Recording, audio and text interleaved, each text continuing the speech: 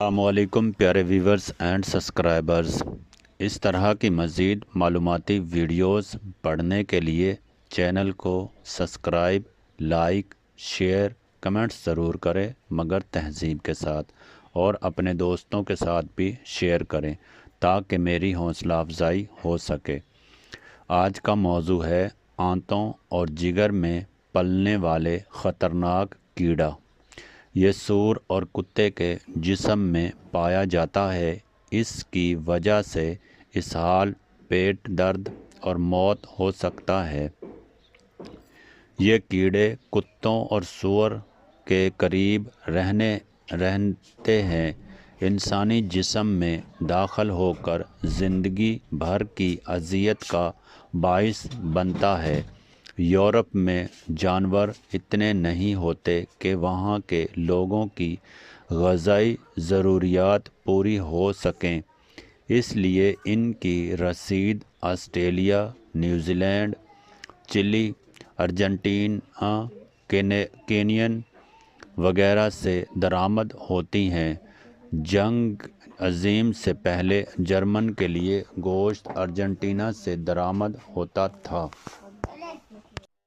جب یہ دیکھا گیا کہ وہاں کے سور کے گوشت کی وجہ سے لوگوں میں جوڑوں کی بیماری پیدا ہو رہی ہے تو جرمن حکومت نے چاہا کہ گوشت کا ہر ٹکڑا ترسیل سے پہلے خوردبینی معائنے سے گزاریں۔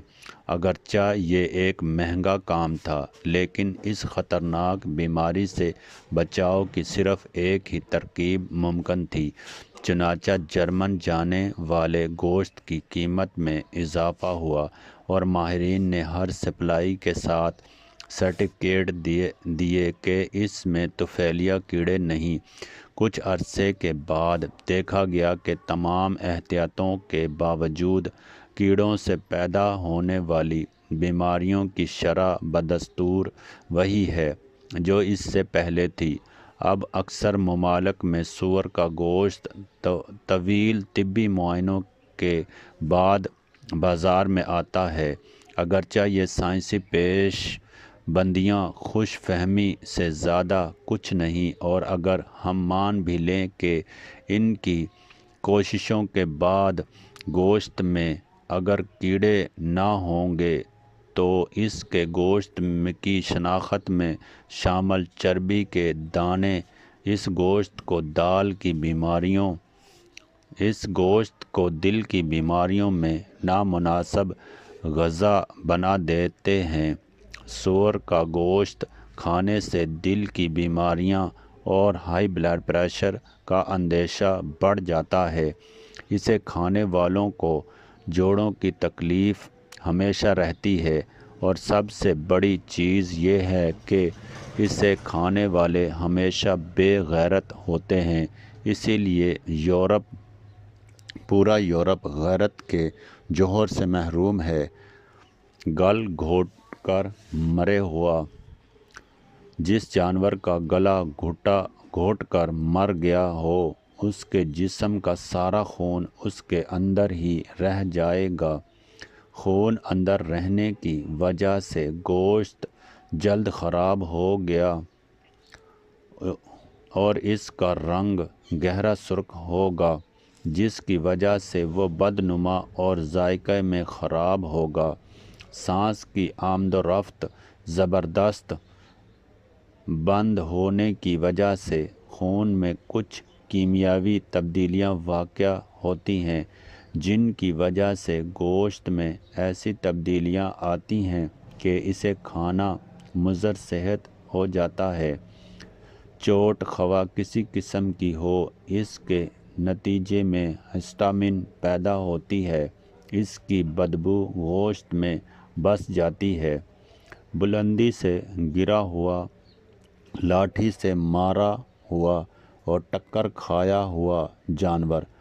جب کسی جانور یا انسان کے چوٹ لگتی ہے تو اس چوٹ کے درد اور دہشت سے جسم میں کچھ تبدیلیاں واقع ہوتی ہیں۔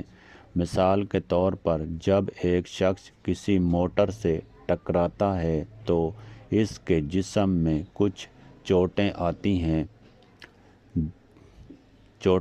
خواہ اس کی کوئی ہڈی بھی نہ ٹوٹے یا جسم کا کوئی حصہ کچلا نہ جائے۔ اس کے باوجود اس ٹکراؤ کی دہشت اور درد، اس کا رنگ اڑ جاتا ہے، نبض کمزور اور سست پڑ جاتی ہے، ٹھنڈے پسینے آتے ہیں، منہ خشک ہو جاتا ہے اور سردی لگتی ہے، مدہوشی طاری ہوتی ہے، ہونٹوں پر پٹریاں چمنے لگتی ہیں۔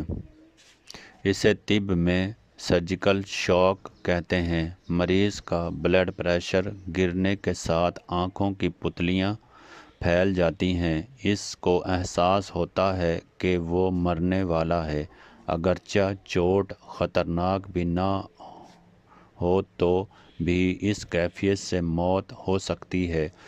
یہ صورتحال چوٹ کی دہشت اور جسم کے اعصاب کے کچلے جانے سے واقع ہوتی ہے۔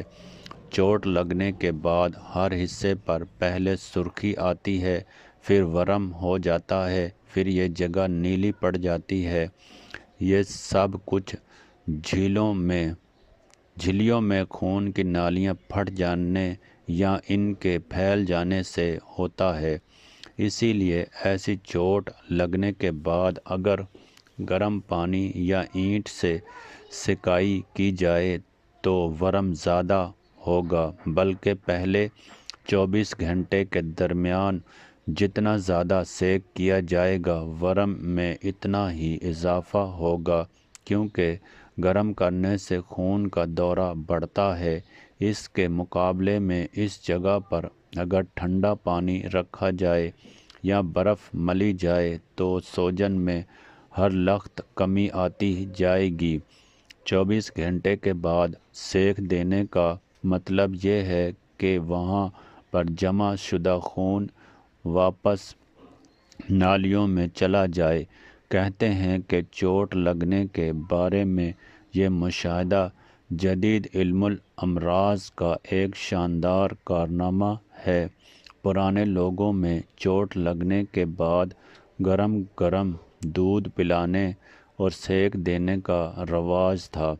چوٹ پر لانے کے لیے ایسے لیپ کیے جاتے ہیں جن سے دوران خون میں اضافہ ہوتا تھا۔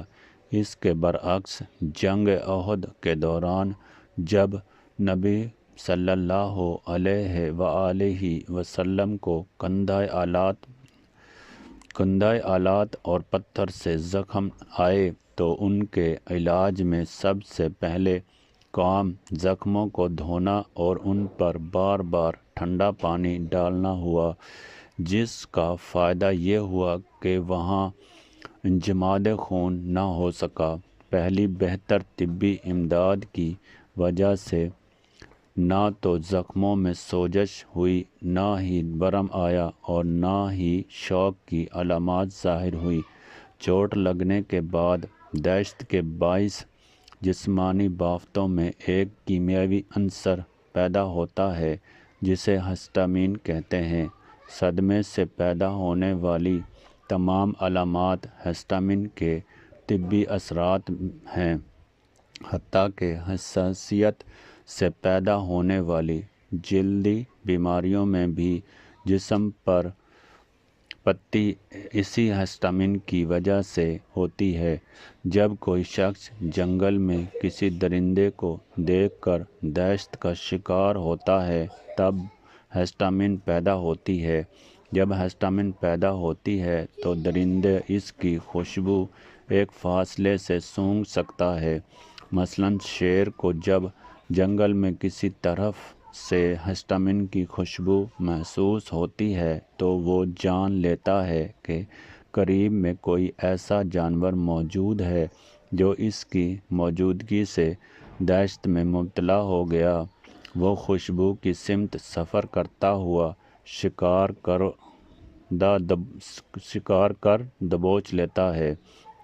حالانکہ ابتدا میں شکار اس کے دائرۂ نگاہ نہ تھا۔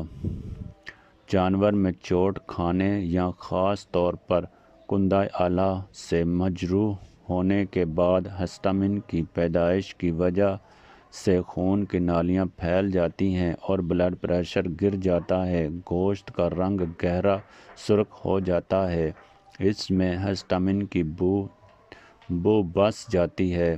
قرآن مجید نے بلندی سے گرنے والے، لاٹھی سے مارے ہوئے اور ٹکر کھا کر گرے ہوئے زخمی جانوروں کو کھانا حرام قرار دیا ہے۔